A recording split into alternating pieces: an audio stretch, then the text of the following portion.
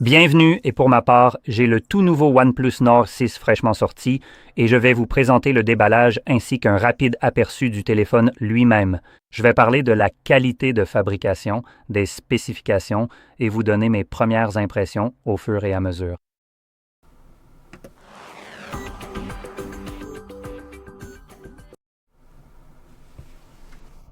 Alors, entrons directement dans le vif du sujet.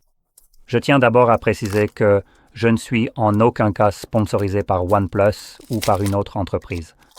Donc, ce que je vais dire n'est absolument pas motivé par une quelconque entreprise pour que je dise certaines choses en particulier. Donc, littéralement, tout ce que je dis ici n'est que mon avis personnel sur cet appareil. Et c'est totalement impartial, d'aucune manière biaisée. Alors, voyons ce qu'il y a à l'intérieur. Nous avons, merci, un câble de charge type A vers type C, un éjecteur de carte SIM, un guide de démarrage rapide et un guide de sécurité. Et personne ne s'en soucie. Maintenant, on a le téléphone lui-même et voilà, c'est en fait tout ce qu'il y a dans la boîte. Voilà, voici le téléphone, mettons-le en marche.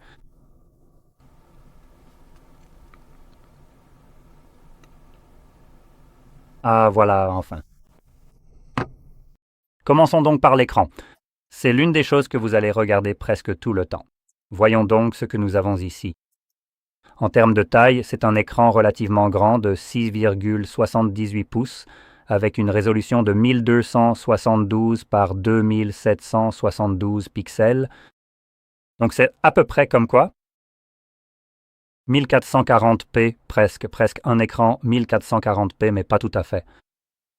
C'est un écran AMOLED, donc on a ces beaux noirs profonds, d'excellents taux de contraste, 1 milliard de couleurs, un taux de rafraîchissement de 165 Hz, ce qui est plutôt sympa, un taux d'échantillonnage de 3840 Hz et il est certifié HDR10+, avec une luminosité maximale de 3600 nits. Et les 3600 semblent en fait être la vraie valeur. Je le mentionne parce que certains fabricants ont commencé à faire n'importe quoi. Par exemple, il y en a qui annoncent 6000 nits. Une fois qu'ils ont surcadencé un seul pixel au-delà du raisonnable pendant, peut-être, une seconde avant qu'il ne grille. Et voilà, on a atteint cette luminosité pendant une seconde. C'est 6000 nits. Super, mettons-le sur le papier. Ici, 3600 semble être une luminosité plus typique, celle à laquelle on pourrait s'attendre sur la plupart des appareils. Donc je pense que cette valeur est réelle maintenant. Malheureusement, je n'ai aucun outil pour le vérifier. Mais comme je l'ai dit, ce n'est pas assez élevé au point que cela semblerait absurde. De plus, on a 450 pixels par pouce, ce qui est plutôt bien. C'est plus élevé que ce qu'on considère comme la moyenne, qui est d'environ 400. Donc, on a vraiment un écran sacrément net ici. Il est aussi recouvert d'une protection OnePlus Crystal Guard, quoi que ce soit censé être. On dirait que c'est leur propre type de verre ou quelque chose comme ça. Et il y a aussi un protège-écran préinstallé, donc c'est plutôt sympa, mais c'est seulement du plastique si vous ne l'aviez pas déjà deviné. Bon, alors, comment est l'écran? Et pour le dire simplement, si vous ne comprenez pas le carabia que je viens de dire, l'écran ici est en fait très solide. C'est probablement l'un des meilleurs aspects de cet appareil. Passons donc aux appareils photo. On est déjà en train de le regarder. Je peux probablement déjà voir que ce ne sera pas un téléphone axé sur la photo.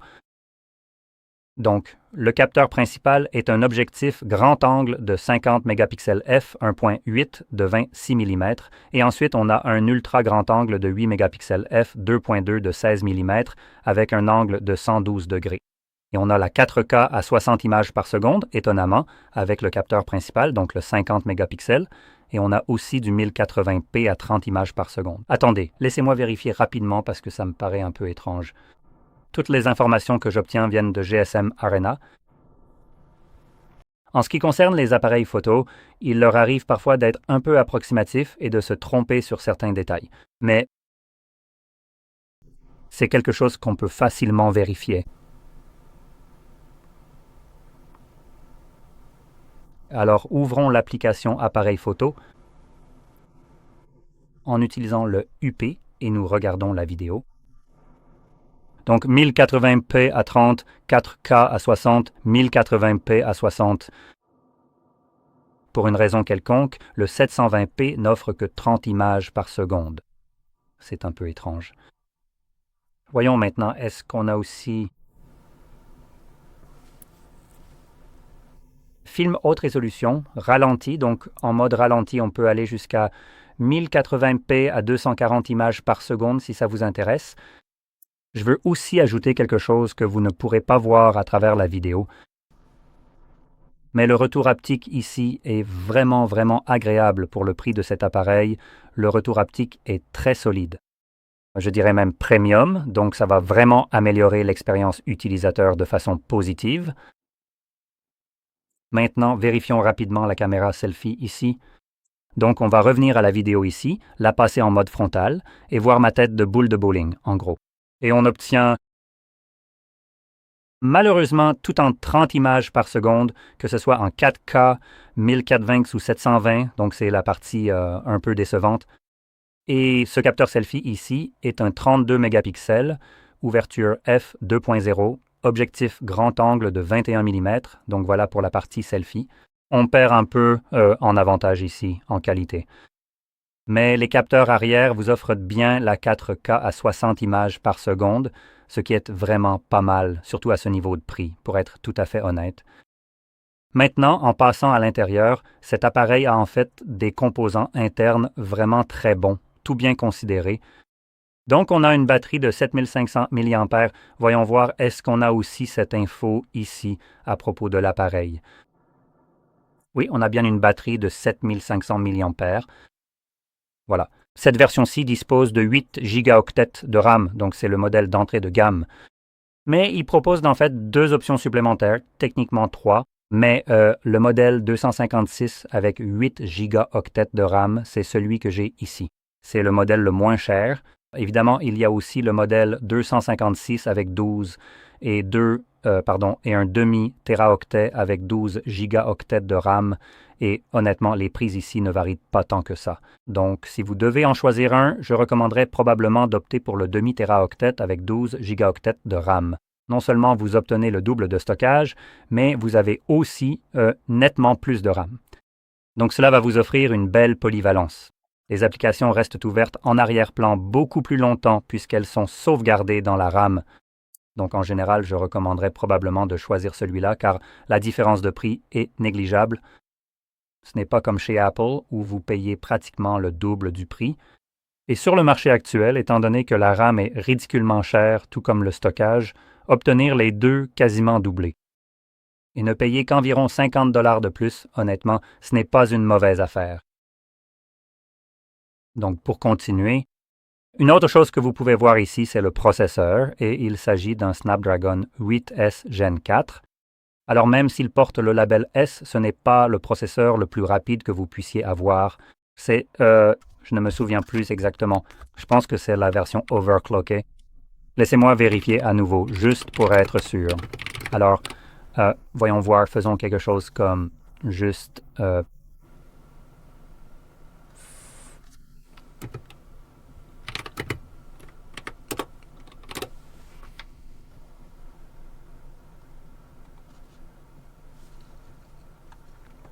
D'accord, donc je suis en train d'analyser très attentivement la comparaison détaillée des différents résultats de tests de performance en ce moment même, mais si l'on prend un instant pour examiner la situation, je veux aussi voir rapidement comment tout cela se compare concrètement à d'autres modèles.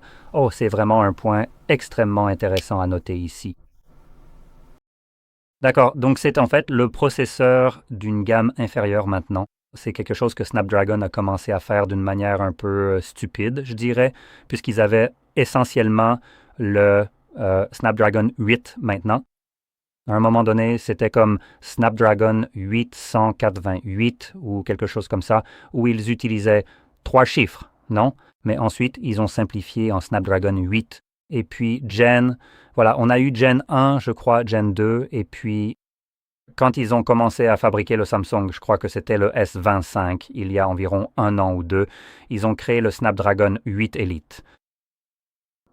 Donc, Ce 8 Elite ne faisait en réalité pas partie de la gamme 8.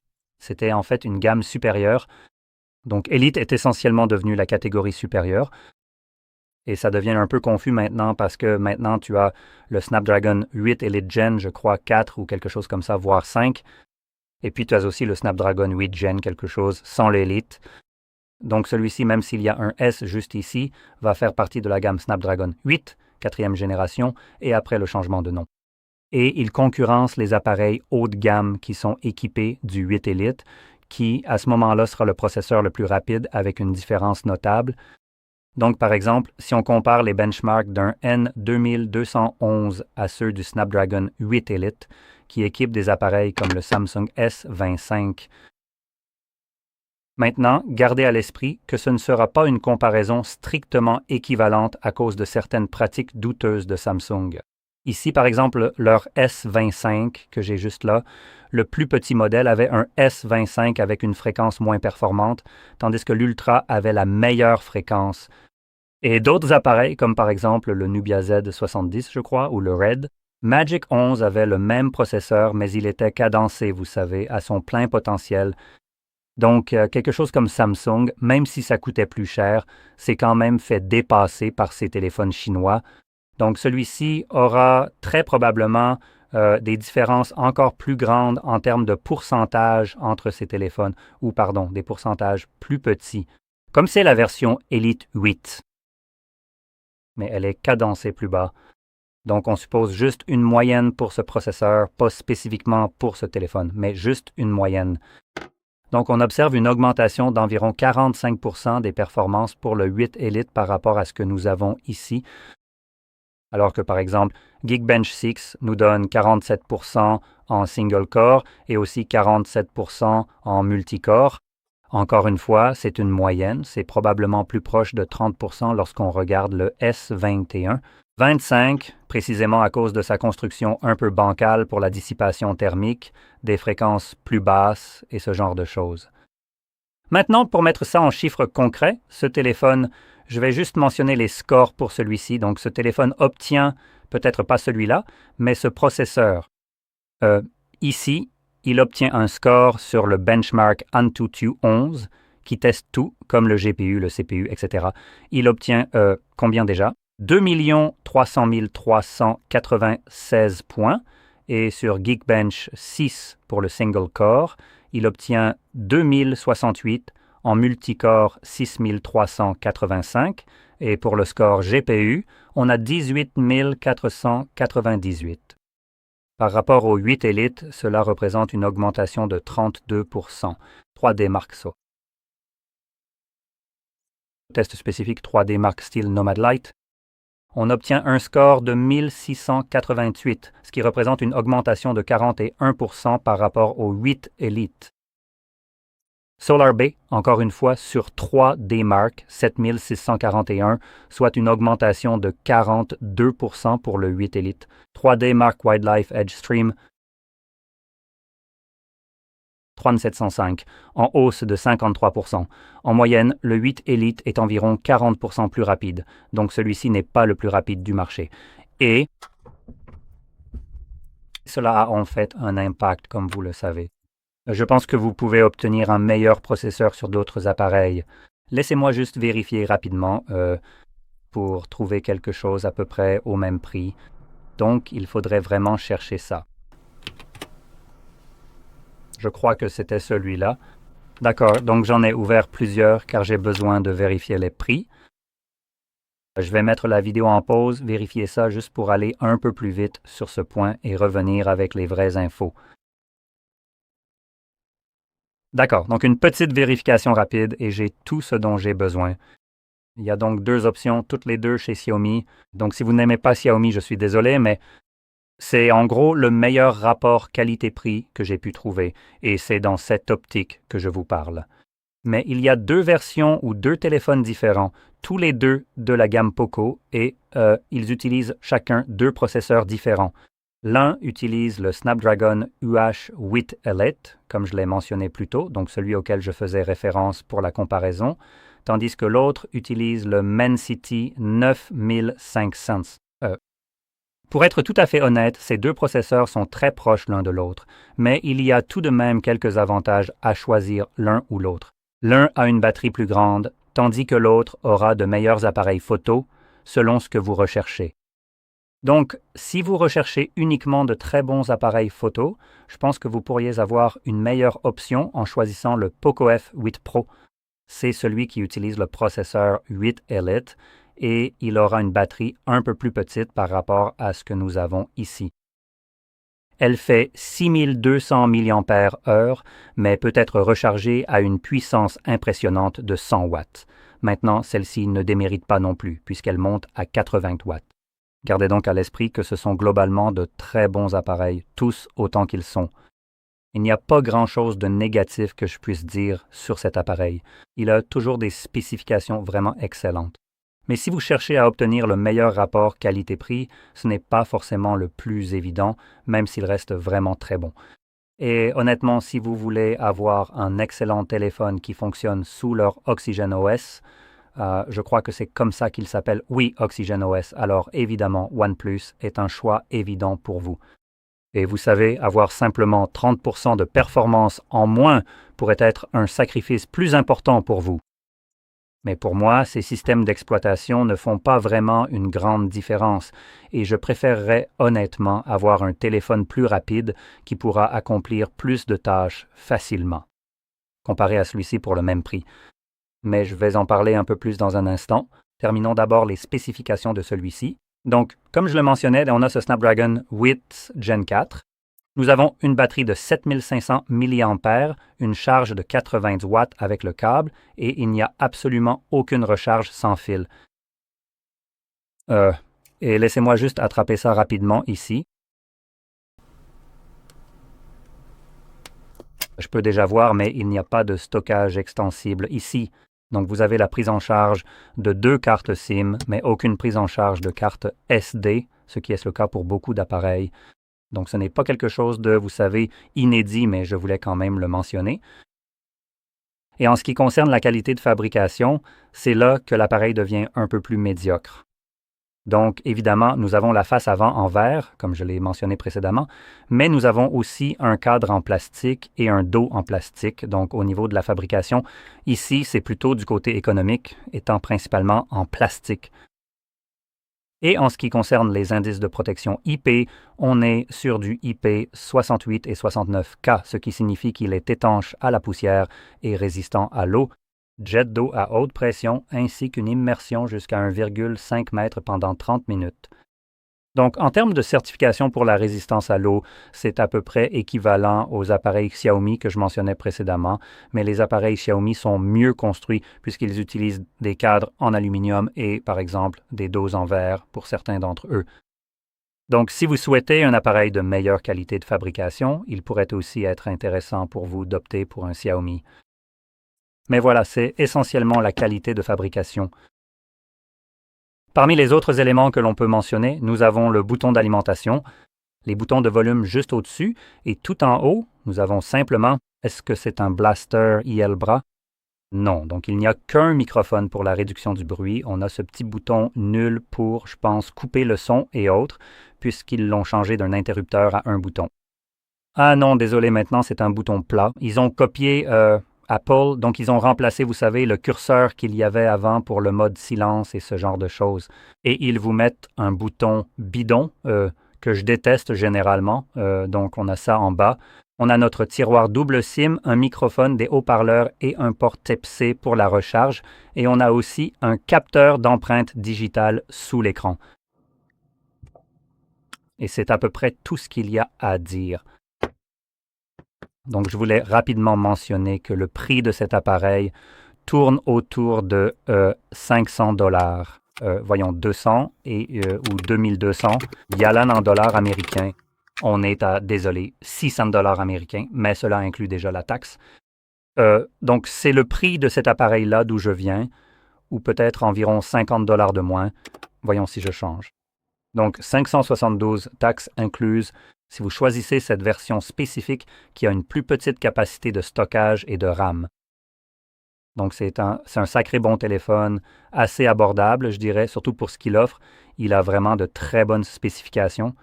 Mais comme je le mentionnais, il y a de la concurrence qui existe et qui existe depuis un peu plus longtemps que ce téléphone. Et ils ont sorti leurs appareils plus tôt avec de meilleures spécifications. Donc, les deux options que je recommanderais de regarder si vous êtes, vous savez, prêt à jeter un œil à Xiaomi, par exemple, encore une fois, je ne suis absolument pas sponsorisé par eux, c'est simplement mon avis général basé sur le rapport qualité-prix. C'est de là que vient ce genre de recommandation. Et si ça vous plaît ou non, c'est à vous de voir. Si vous n'aimez tout simplement pas l'interface de Xiaomi, c'est tout à fait compréhensible.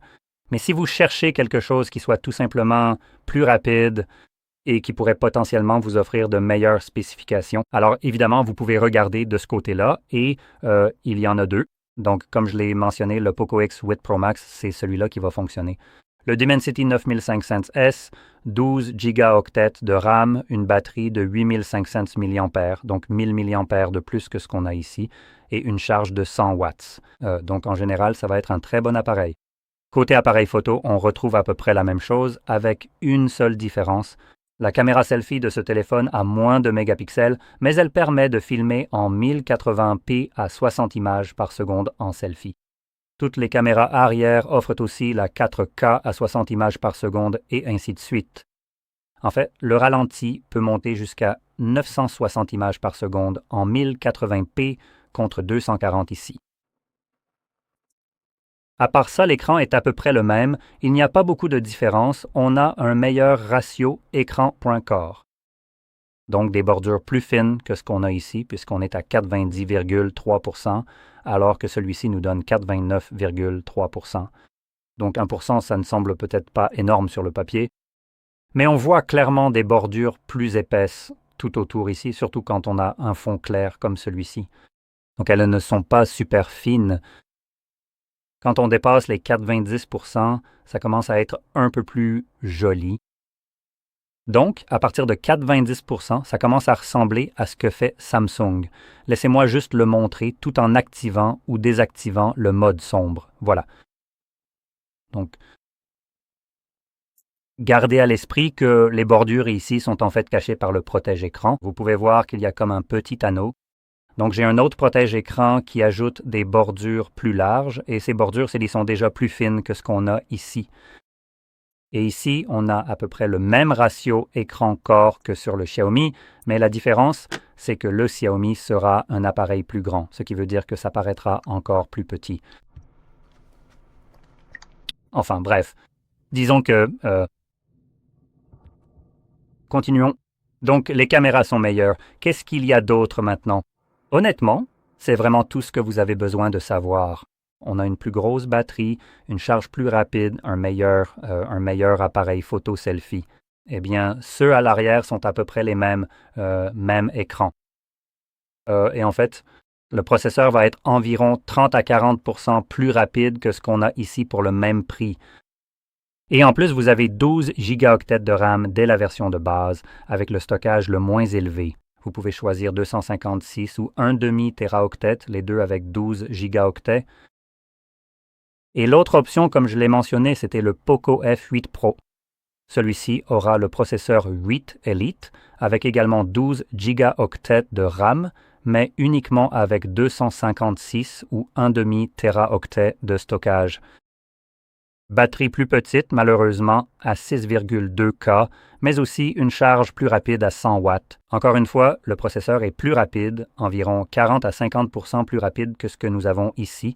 Et côté appareil photo, voici l'amélioration. Vous obtenez un double capteur de 50 mégapixels pour le grand angle et le téléobjectif, et un ultra grand angle de 8 mégapixels. Et vous pouvez filmer en 8K à 30 images par seconde, en 4K à 60, et la caméra selfie vous permet du 1080p à 60.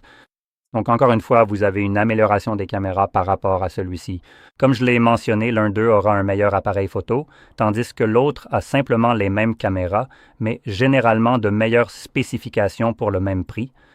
Ici, on a en quelque sorte quelques compromis.